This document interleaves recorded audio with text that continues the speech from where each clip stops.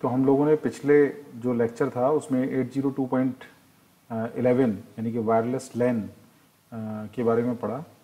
आज हम नया टॉपिक स्टार्ट करेंगे, ब्लूटूथ।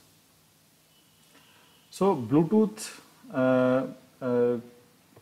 जो है basically it is the technology use for replacing the cables और वायर्स टू कनेक्ट टू और मोर कंप्यूटिंग डिवाइसेस।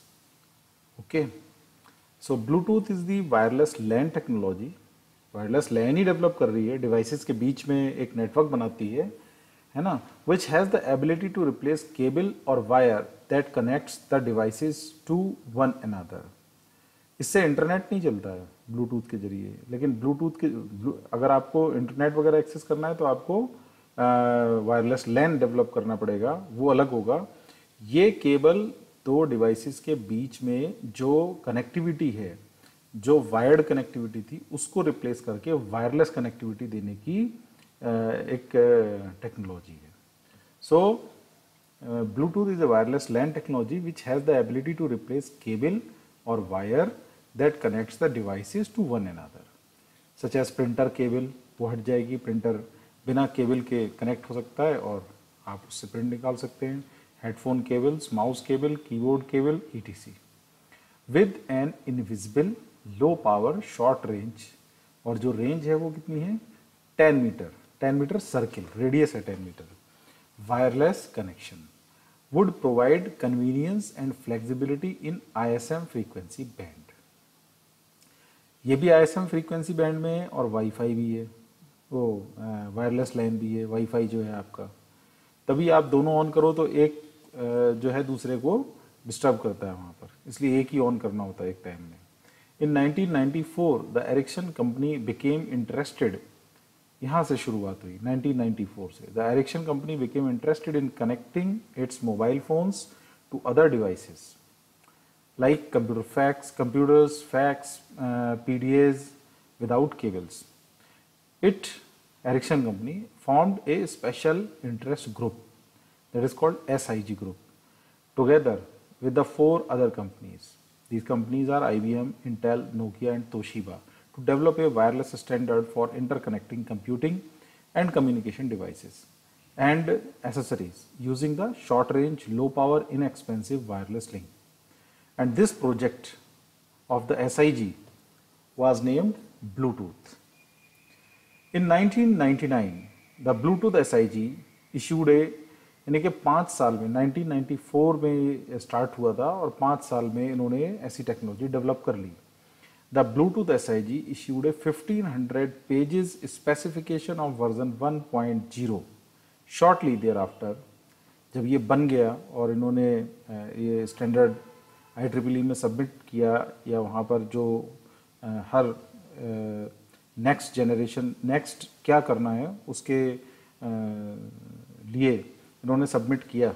उन्होंने डिमांड थी, रिसर्च डिमांड रहती है हमेशा, और दुनिया में हज़ारों ग्रुप हर समय रिसर्च करते रहते हैं अलग अलग स्टैंडर्ड्स की टेक्नोलॉजी को डेवलप करने के लिए। IEEE बहुत सारे आगे से आगे प्रोजेक्ट्स देती रहती है। तो उस तरीके से उन्होंने जब डेवलप किया और उसको स्टैंडर्डाइज करने के लिए IEEE को दिया, तो IEEE ने ये जो ब्लूटूथ था उसके लिए एक स्टैंडर्ड नंबर एलोकेट किया, उसके स्टैंडर्ड को स्पेसिफाई करा, है ना।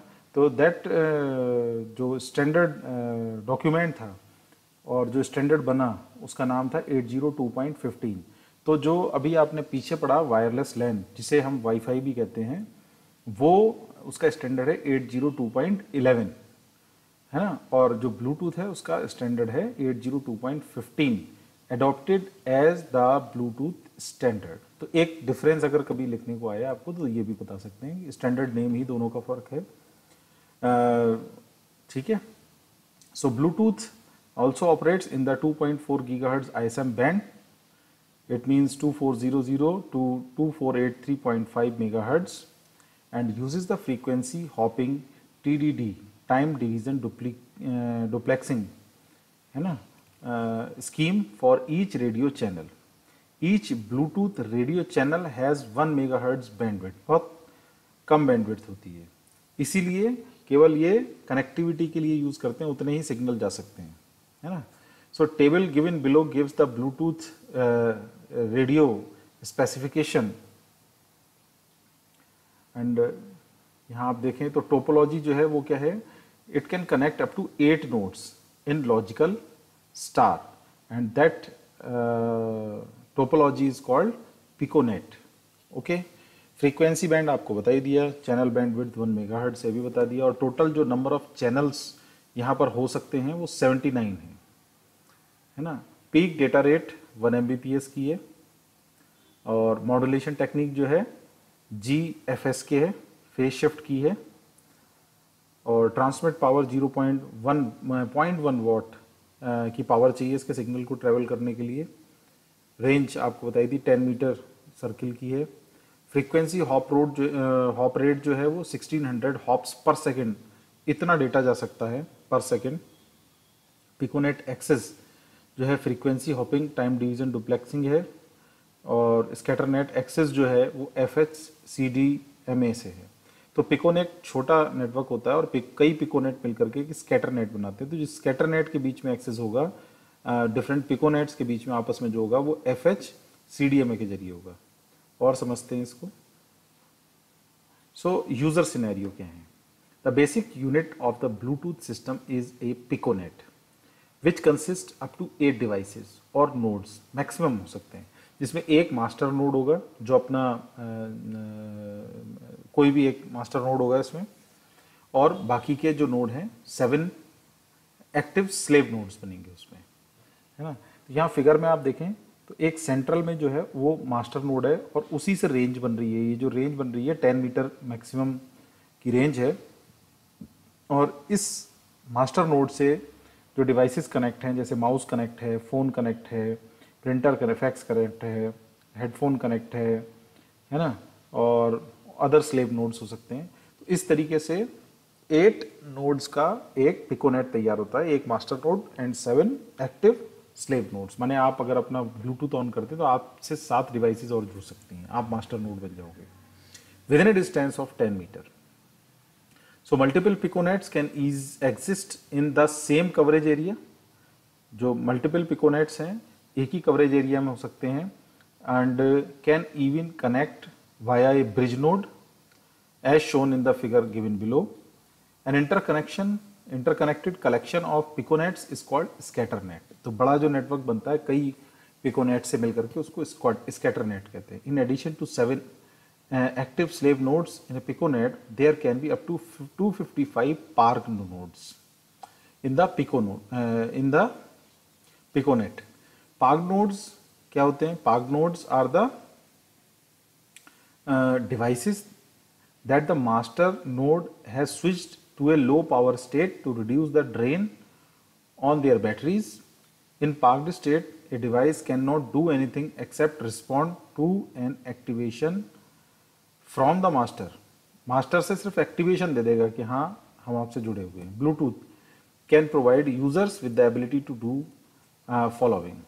यहाँ पर आप देखें 2 पिकोनेट हमने दिखाए हैं, और इसके जो मास्टर नोड है उसके साथ 1 2 3 4 5 6 नोड तो हमने कैसे जोड़ रखे हैं, स्लेव नोड है, और एक नोड जो है दोनों ही तरफ, इधर भी 6 नोड उसके एक्टिव नोड है, और 7वां जो था दोनों तरफ का जो 7th था उसको हमने यहाँ पर कैसे यूज करा है, ब्रिज स्लेव नोड की तरह यूज किया है।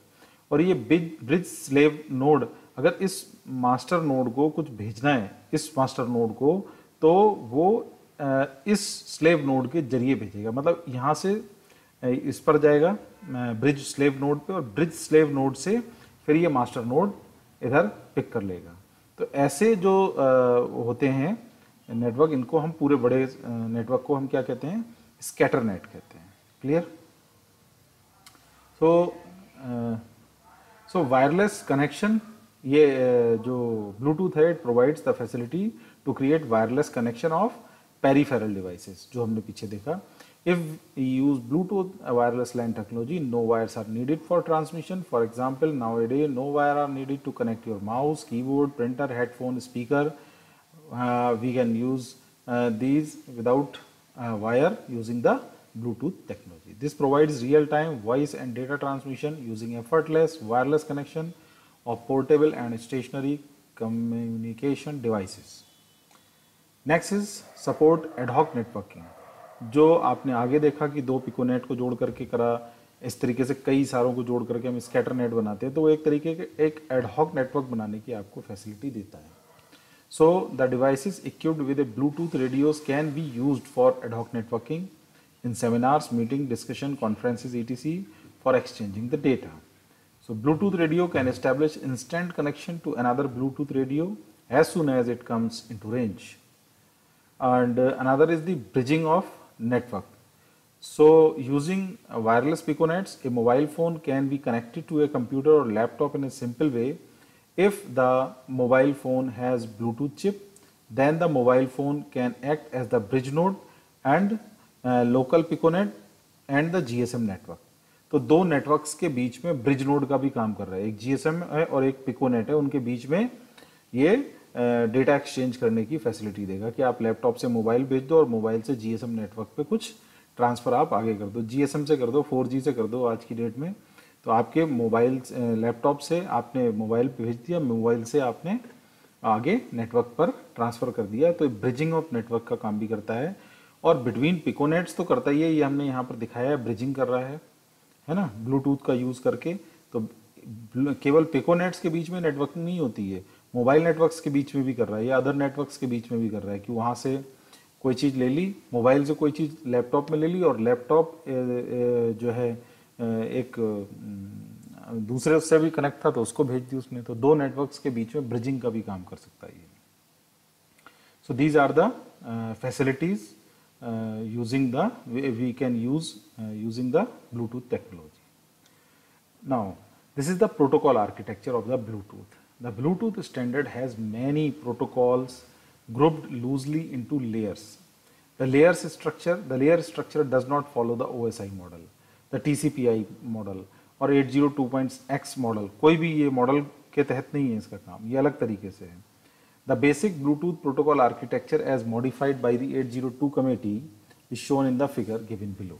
802 ने जब इसका स्टैंडर्ड दिया 802.15 तो उन्होंने एक प्रोटोकॉल आर्किटेक्चर बना के दिया कि इस तरीके से यहाँ काम होगा। The bottom layer is the physical layer, physical radio layer which is equivalent to the physical layer of the OSI or other IEEE 802 models. It deals with the radio transmission and modulation or demodulation. तो यहाँ आप देखें physical layer दिखा रखी है, बिल्कुल पहले ऐसी है, लेकिन उसके ऊपर की जो लेयर थी वो बदल गई है। यहाँ पे डाटा लिंक लेयर है, इसमें सबसे नीचे बेस बैंड लेयर होती है जो ऊपर से आने वाली चीज़ों को फिजिकल लेयर पर कैसे आगे बढ़ेगी वो, और फिजिकल लेयर से रिसीव होने वाली चीज़ों को वापस कन्वर्ट करके फ्रेम्स में ऊपर कैसे यूज़ होगी वहाँ पर उसको यूज़ करता है। अब यहाँ पर radio frequency channel RF channels use करते हैं तो उसके लिए अलग है, टेलीफोनी के जरिए काम कर रहे हैं तो अलग है, अदर सर्विसेज भी हैं यहाँ पर, लॉजिकल लिंक कंट्रोल भी है, तो ये सब मिलकर के मिडिल लेयर डेवलप करते हैं और फिर एप्लीकेशन लेयर पर जो प्रेजेंटेबल आप देखते हैं वो चीज़ तैयार होकर के आपको मिलती है, या उल्टा एप्लीकेशन लेयर से चीज़ लेते हैं, फ्रेम्स में नीचे टूटती है और फिर कन्वर्ट होती हुई फिजिकल लेयर के थ्रू आगे दूसरे नेटवर्क्स पे या दूसरे नोड्स पर ये चीज़ जाती है, सिग्नल जाता है, कम्युनिकेशन होती है। So this is all on the Bluetooth technology. It is a very important topic for the examination point of view. So आप इसको और स्टडी करें, प्रिपेयर करें। Thank you.